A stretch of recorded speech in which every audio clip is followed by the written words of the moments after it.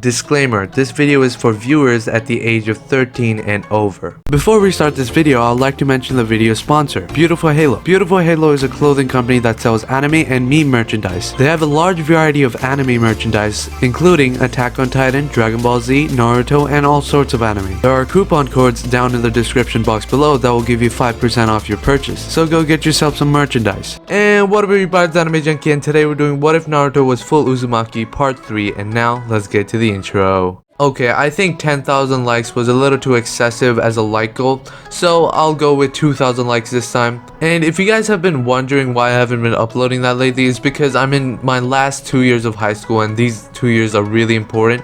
So I've been working on my studies and my grades and all that, so that's why I haven't been paying attention to my YouTube channel lately, so that's why I'm taking a little break.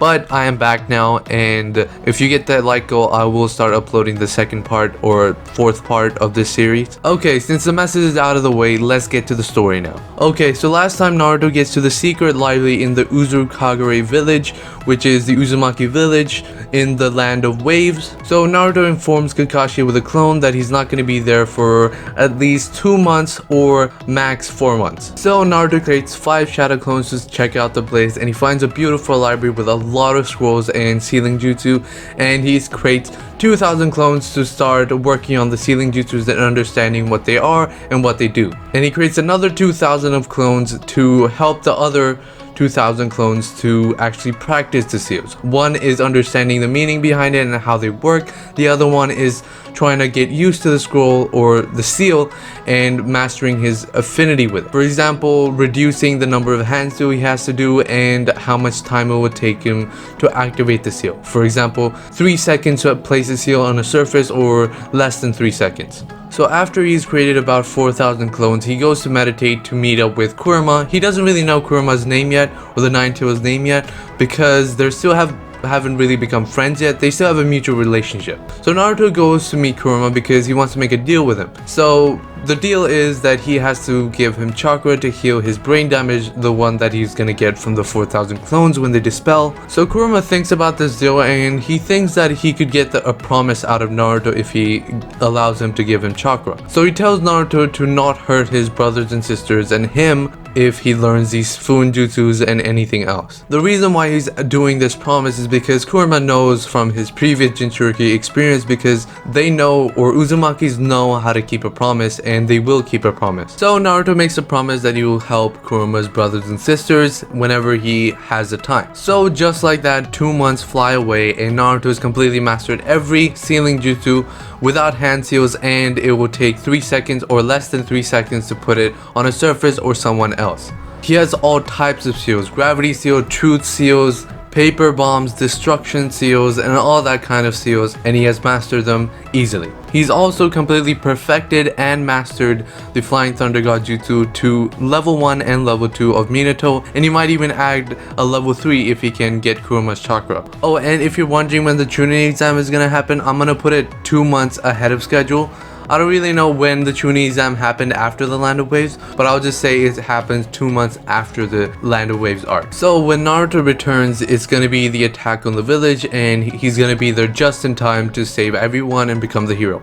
So let's just wait for that until he gets the 5 special seals of the Uzumaki clan, or the forbidden seals. Okay, so let's get this clear. They're not all seals. Only one of them is a seal, and it's a really strong seal. So anyways, Naruto is completely mastered all the jutsus that he has, and then went to the final scroll, which is the forbidden scroll of the clan. So he opens it, and then a bright light comes out of there and goes into his forehead, and everything is black around him. He looks around what is happening, and then he sees the same bright light coming out of nowhere in the darkness, and then it transforms into a human figure. It's an old man with white hair and blue eyes. Naruto sees this old man, he's like, oh, I remember him, he's the first Uzukage. Because Naruto also got the memories of the time when the first Uzukage was in charge, so he saw how things were working, and he knows how he looks like. So the old man looks at Naruto and his eyes starts changing. It turns into a bright yellow eye with seal metrics all over inside of it. He inspects Naruto and then gives a little smirk, but then goes up to Naruto. He's like, so you're an Uzumaki, eh? Naruto looks at him, he's like, yeah, duh, I've red hair. Uzukage gets pissed at the disrespect, but he's like, okay, whatever. He coughs and he's like, okay,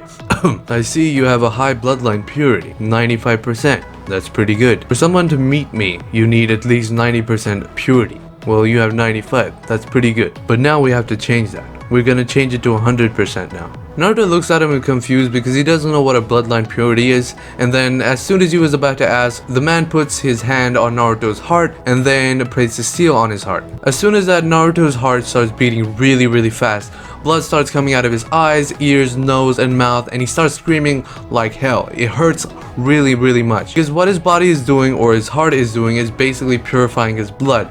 So all the bad blood or the useless blood in the Uzumaki gene that Naruto has is completely coming out of his body and is replaced by purified blood. So this agony continues for 5 hours straight because every 1 hour is 1% of purified blood. So after 5 hours there's 5% of his purified blood and he's completely purified now. So he has 100% purity in his Uzumaki bloodline. Okay, so now I'm gonna explain what bloodline purity is.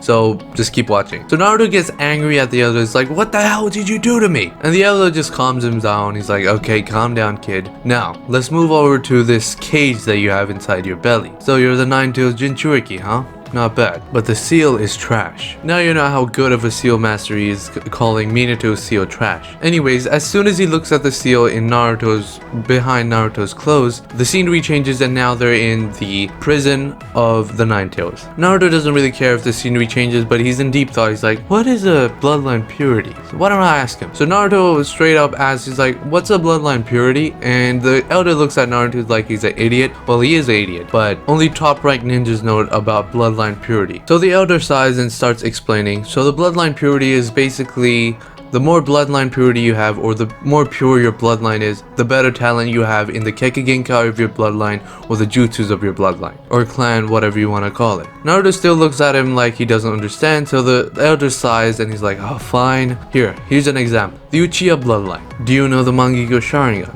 Naruto nods because he knows what a Mangekyo Sharingan is and he knows how to obtain one too. So if Uchiha has 100% purity in his bloodline, he doesn't have to sacrifice anyone to get the Mangekyo Sharingan, so the eye doesn't become cursed. Oh, then Madara must have a high bloodline purity, right? I mean, he was talented and strong, so he must have a high bloodline purity, right? The elder laughs. He's like, haha, Madara, he has only 30% and 40% bloodline purity, so imagine 100% purity. The elder wants to scare Naruto, but the opposite effect is happening. Naruto's thinking that he's superior to Madara and his talent because he has 100% purity now, and how he's gonna become the next Hokage. Anyways, the elder says, okay, I don't have much time, so come here.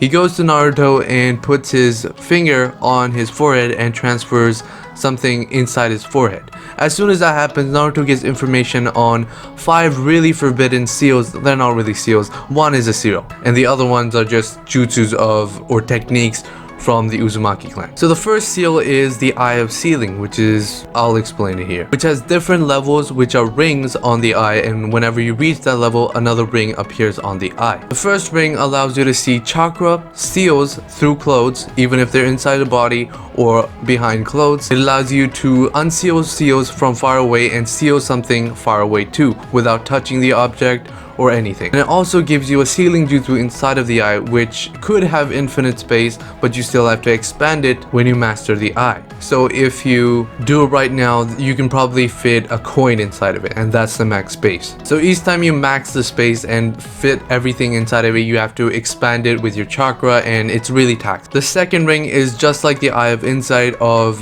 the Uchiha clan, and just like the Sharingan, and just as efficient as the Sharingan. And I ran out of ideas for the other rings, so I'm gonna max that out at 6 rings. So you guys still have, let's see, 3 more ideas for the other 3 rings, so you guys can leave it in the comment section below. The next gift that he got from the Forbidden Scroll or the Elder is the Phoenix Contract. It's the legendary summon which you can summon Phoenix and learn the Phoenix Sage mode, which gives you a really high affinity of fire nature, even higher than Madara himself. The next one is actually a seal this time, and it's the strongest seal to seal anything, living, non-living, or Biju. This seal is so strong that even if you kill the Jinchuriki himself, the tail beast won't come out after the chakra of the Jinchuriki runs out, the tail beast chakra runs out, and the chakra of the seal also runs out. After these 3 conditions are met, the seal will break and the creature, monster, or Biju can come out and freely roam. And it can't be penetrated by the methods that the Akatsuki had to extract Gaara's tail beast. And the only other way to extract a tail beast from this seal is if the ghetto statue itself eats the Jinchuriki, and when it's digesting it, it completely destroys the seal,